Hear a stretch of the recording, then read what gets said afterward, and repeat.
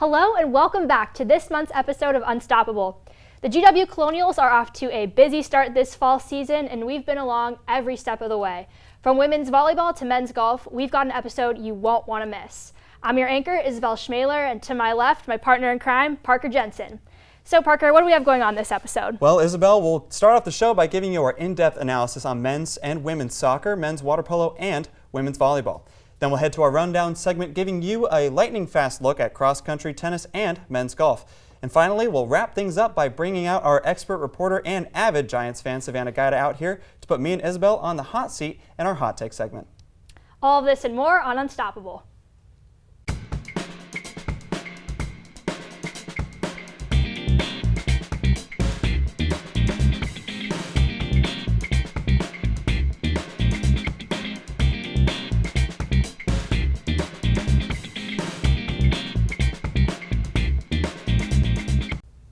Welcome back.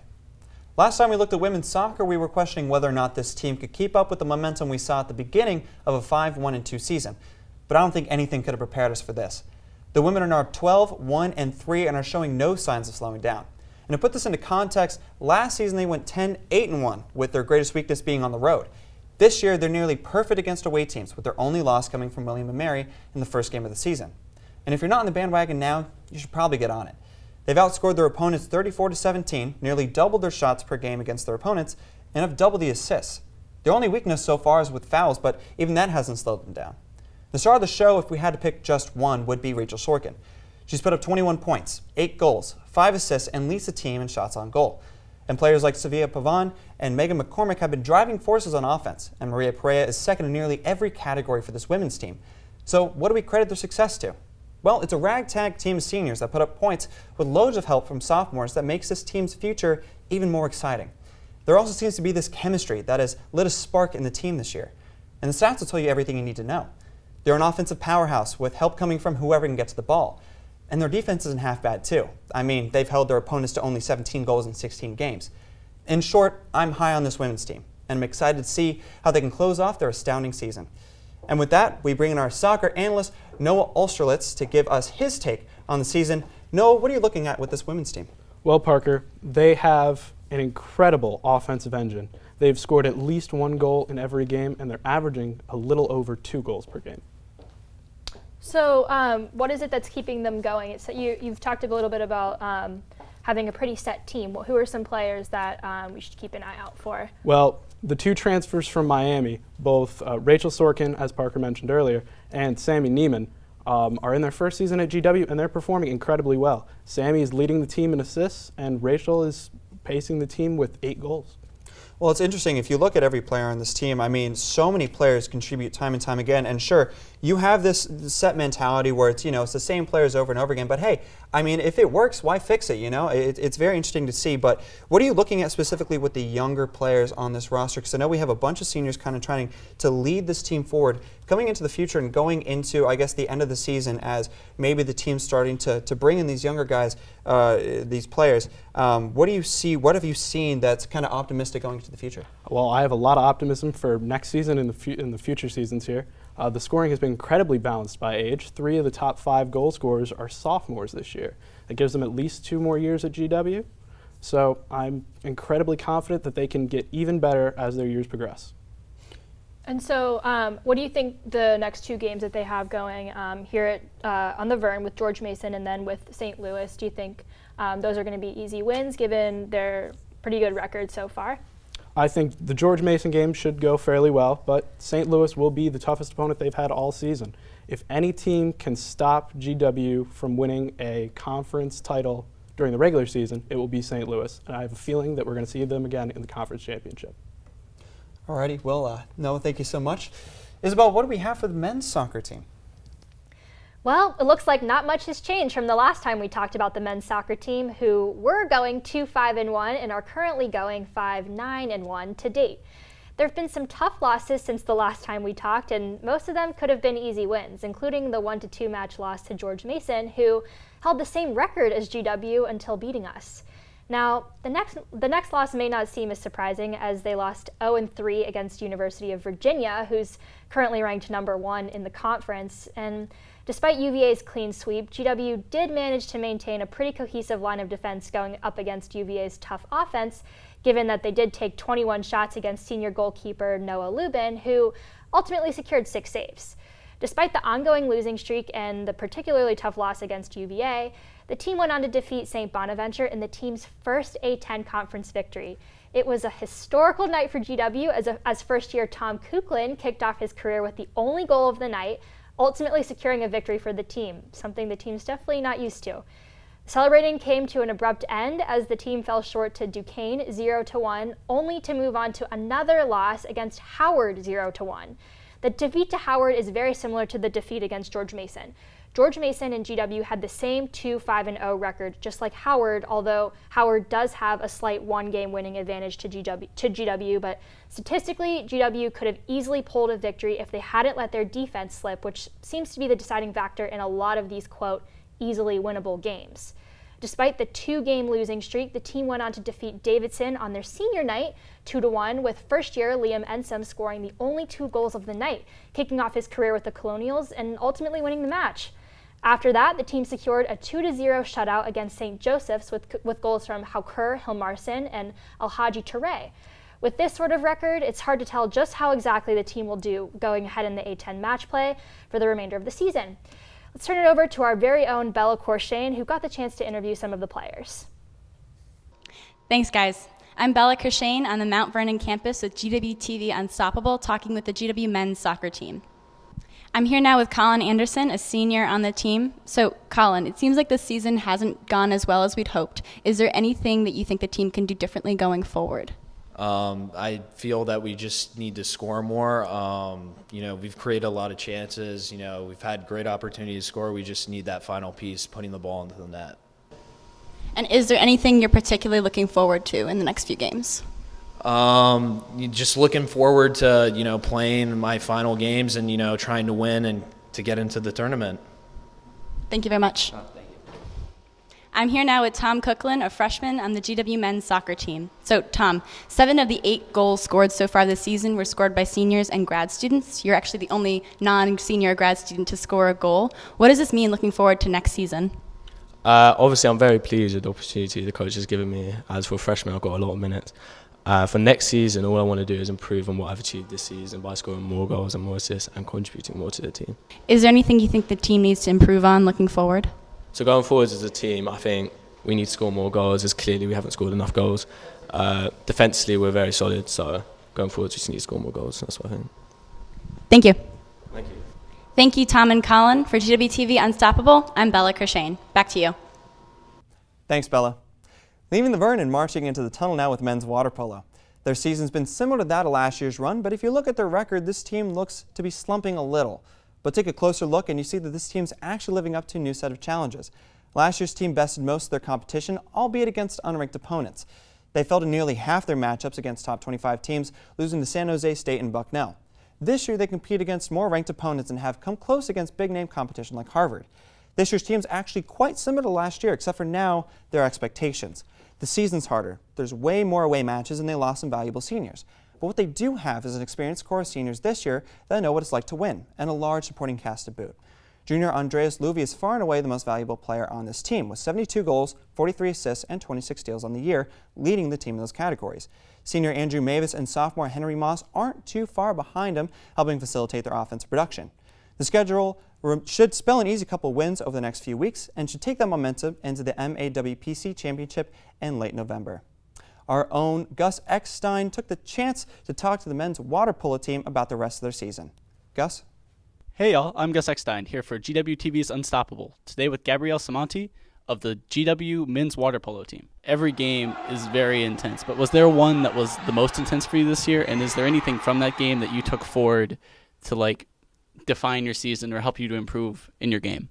We had a couple intense games. Probably the most intense one were the Harvard one and the Princeton one. But I like to start from the Princeton one and take it because not only was an intense game, but we played through our difficulties, we played through the problems, and we play a really good style of water polo. And I want to start from that because, as I said, we need to reboot, and that is a great game to take a look at and start from there to work and improving for the future. Appreciate it. Thank you. Now here with junior Andras Levi. So at the beginning of the year, your goal was kind of to make it back to a similar place where you were last year with a chance at winning that national championship and getting back in the tournament. Have your goals changed at all, or is it just kind of taking it one game at a time? What's your perspective? Currently, we're definitely taking it one game at a time, especially because last week we didn't do well against Navy. So for now on, we're focusing on one game at a time. But I feel like our goals haven't changed at all. We're still trying to win our conference championship and then go to the final 6 of the NCAA tournament or even further. But right now, we just got to focus on the games upcoming this weekend. What would you say to someone who wants to come watch a water polo game? If you come and watch a water polo game, don't worry, you'll be confused. But I feel like the atmosphere is really nice and definitely going to see some high-quality water polo here. Thank you very much. Thank you. The women's volleyball team continues to keep us on the edge of our seats as they move on through their A10 match play. However, with this team's unpredictability, it's difficult to say just how far they'll go. After a long-fought match against one of our crosstown rivals, George Mason University, the team ended with an unprecedented 3-2 set victory, despite lagging behind at 23-15 at one point in the game. Senior Skylar Ayat, a familiar name on this show as she's continuously come out as a lead scorer on the court from the beginning of the season, secured a career high of 33 kills and 3 aces, ultimately carrying the team to victory after what could have been a clean sweep from George Mason. The team went on to defeat both Duquesne and LaSalle University all in the same weekend, starting their A10 match play with off no better way with a clean sweep, with a clean 3-0 set sweep in both matches. Skylar Ayat yet again anchored the team with 20 kills in the first match against Duquesne, along with senior Jordan Young securing 10 kills in the LaSalle match. The winning streak came to an abrupt close when the team fell short to St. Louis University in a 3-0 set loss, of course with the Unstoppable family cheering them on from the stands nonetheless. Despite the sudden drop, though, Skylar Ayat continued to maintain a dominant role on the court with 12 leading kills, begging the question of whether or not Ayat will continue on with the same momentum moving forward in the A10 journey. The losing streak continued as the team went on to play the University of Dayton, ultimately losing in a 3-0 set loss, but were able to recover from the 2 defeats by defeating LaSalle in a 3-2 set victory, with Ayat scoring her 1,000th career kill. Here's where the unpredictability comes in. The team went on to secure a clean sweep against Norfolk State in a 3-2 set match, ultimately losing. It seems as though the team's momentum starts to fizzle out after a couple games, leading to these what seem like sporadic losing streaks, placing most of the pressure on the senior leadership, particularly Skylar Ayat, who's continuously picked up the slack. At this rate, it's difficult to tell just how exactly the team will proceed as they move forward in the A10. And here to break it all down with us is our very own Savannah Gaida. So, Savannah, what is the deal with these random losing streaks?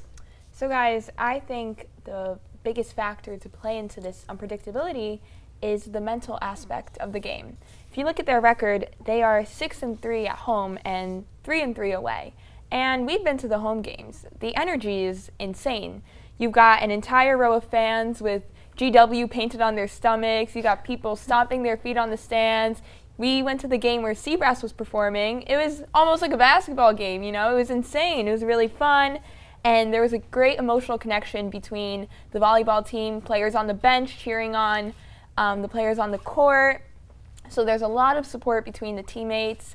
And I believe that when they have that confidence, it gives them a certain drive that ultimately influences their ability to play and leads to a victory. Well, I think there's a lot to look at here. I think a lot of positives here. You look at Jamison Lee. She has 645 assists. The next best is Bella Bowman with 53. I mean, that just shows how dominant Lee is and how much of a contributor she is.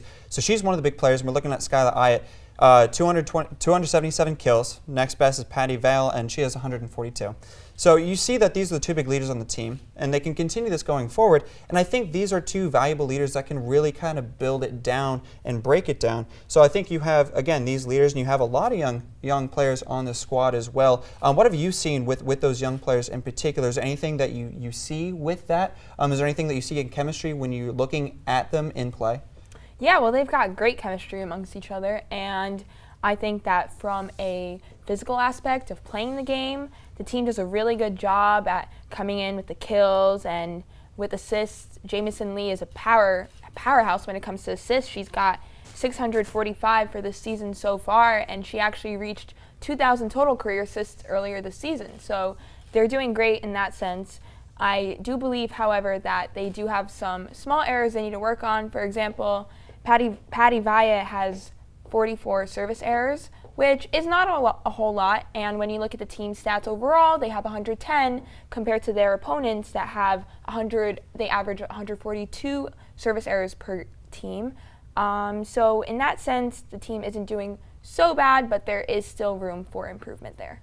And I think kind of like what Parker was saying, you know, there's definitely a lot of potential with the new players on the team, and like you said earlier, there's definitely a spark with the team. And when we were at that game, you know, it was so fun to see the team bond, and there's definitely an energy with the team. But again, you know, we mentioned Skylar Ayatt several times in the rundown talking about this team, and I'm concerned. And again, like you said, with Patty Val, she does have a couple service errors, but it's these older girls on the team who are really anchoring them.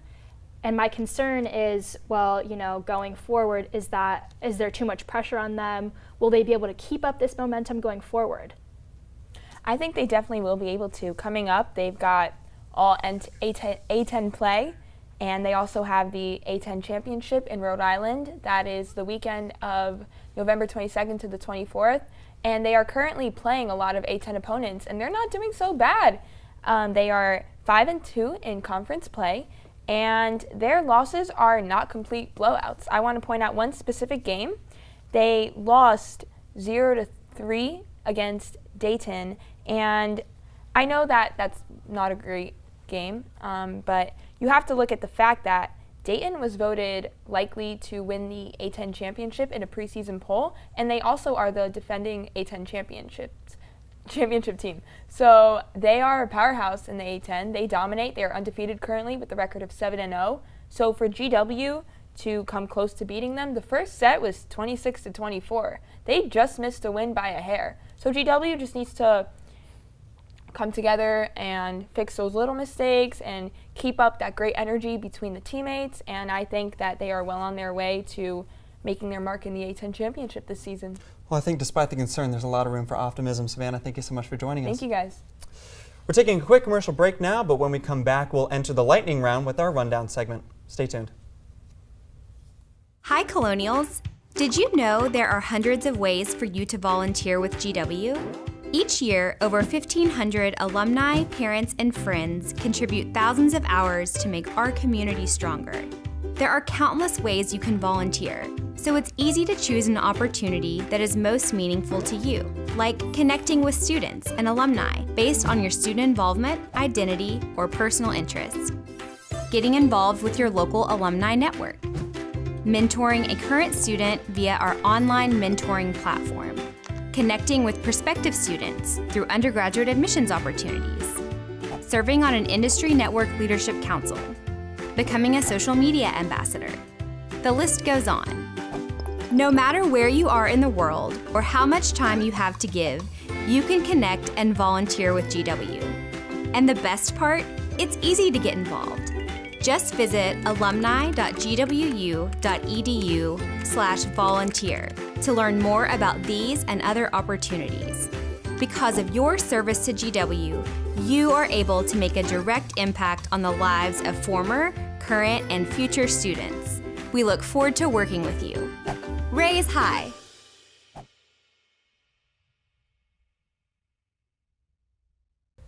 Welcome back to the Rundown, a quick look at some of your favorite GW sports. Let's pick up the racket now and look at women's tennis. They recently came off the West Virginia Invitational, competing against the Mountaineers, Ball State, Navy, and Delaware. Sophomore Alexandra Vesicalio carried the team in singles matches, besting all her opponents, and freshman Sarah Bodiez wasn't too far behind her, accomplishing the same feat. In fact, it's actually these two have been faring the best this season, with Vesicalio going 6-2 in singles matches and Bodiez going 5-0. Doubles matches are a similar story for Bodiez, as her pairing with Luciana Kunkel fares the best this season, going 6-4. As they enter the ITA Atlantic Regional Championship, the main challenge will be maintaining high doubles play, including better performances from Vesicalio in her paired matches. Switching to a team that has already competed in the ITA Championship, the men's tennis team is coming off of a fairly disappointing outing. In their singles matches, the men's team had only 3 players get out on the top 128. To be fair, 2 made it to the round of 32, both in hard-fought matches. Freshman Ryan Navarro came out to impress, almost besting the #1 ranked Mwamba of Liberty University. The whole, however, is not as great as the sum of its parts, which can be concerning when you realize that most of these teammates are sophomores. The optimistic standpoint is that this is a young team with plenty of room to grow. The negatives are that there's no winning culture left over from their golden years in 2015 and 2016, and that only a handful of players are actually contributing to the success. As they enter the UNCW invite, expect a reliance on their heavy hitters and watch their backcourt to see if they can actually get something going. The men's golf team has had a pretty decent start this season after proving themselves both at the VCU Janney Invitational and at the Marshall Invitational, but has run into some roadblocks coming in 13th place out of 15 teams at the WVU Invitational, totaling a final score of 926, which isn't so great when compared to the first place winner, West Virginia's score of 864. There were, however, some decent individual performances from golfers like Clifford Thompson finishing at the top for GW with 15 over par in a final of 231. The team continued to struggle at the Elan Phoenix Invitational, going 14th out of 16 competitors with an overall score of 862, but senior Adrian Castagnola came out on top for GW, placing 19th out of 97 overall competitors. It seems like individual performances for the team have been what's keeping the team together, whereas overall performances is lacking. The team will take a 2-week break before they head to the Hawaii Kalanapali Classic Collegiate Invitational. We wish them the best of luck and wish we were going along for the ride. Let's jog on over to the men's cross-country team, whose season has been exemplified by the rise of their newcomers. Despite falling 18th out of 24 teams at the Princeton Invitational, first years Juan Muskoka and Ryan Focus led the team, finishing 56th and 96th respectively. Give the team credit though, they lost a significant chunk of their core this past weekend, leaving only a handful of runners to pick up the pace. The story with this team is patience. Patience in their young class of freshman runners who have taken this team by the horns and dragged it to the finish line. While the season is far from ideal in terms of placement, there has been improvement with their times, and it'll be fun to see them compete as they head into the A10s. And finally, to a team that's actually been making moves, the women's cross-country team has put together a squad that no longer needs patience, but is ready to compete now. Suzanne Danaheim's in her prime, finishing first at the Princeton Invitational this past weekend. The women took on a field of 207 runners, but had 4 finishes in the top 30. Margaret Coogan and Mariah Morrow followed closely behind Danaheim, finishing 14th and 19th respectively. The rest of the team didn't disappoint either, as a large majority finished within the top 75 and only 2 falling below the top 100. On an even bigger note, the women beat out LaSalle, the biggest competitor going to the conference championship. I got a chance to sit down with Suzanne Danaheim, who credits some of her success to the workouts with the men's team and the chemistry she's built within the locker room. As the women take on the A10s, all eyes are on them to come out on top. We're going to take a quick commercial break, but when we're back, we'll jump into our hot take segment that you won't want to miss. Universities like George Washington play a critical role in hosting debate and discourse on events of the day. The right answer is not to refuse the other. The right answer is not to say, get rid of this religion. It's not part of us. It's wrong. I think that the story of America is the story of race. So when I think of the questions that I'm asking or the stories that I'm going to write, I'm thinking, okay, well, what are we learning about our country? Well, I think the likelihood of him being indicted is close to 100%. There was a lot of hurdles that had to be cleared in order for that to happen. One of the reasons that Donald Trump is president is because there is such a frustration with the way that Washington functions. Sympathy is one thing, but empathy is the language of recovery, and it's something that's without a doubt instilled into every person that's in recovery. It's never lead with the positive, it's always lead with the perceived negative. Well, that is part of the problem. I mean, I actually would agree with you on that. Thank you. You're welcome. One of the things that we have seen that is most under siege in this country is the notion of civil discourse, and we here at GW, among other things, very much want to stand for that. This is truly an only at GW moment.